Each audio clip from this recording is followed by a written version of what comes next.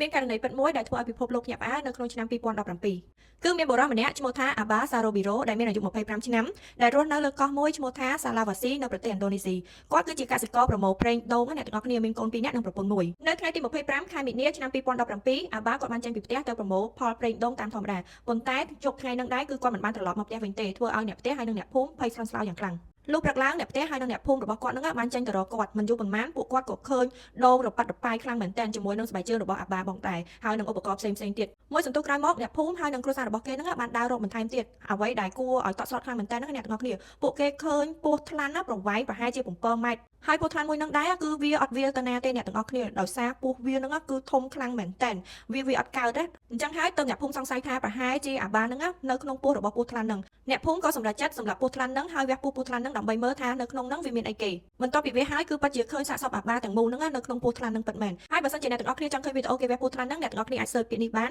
វានឹងចេញឲ្យអ្នកទាំងអស់គ្នាឃើញហើយ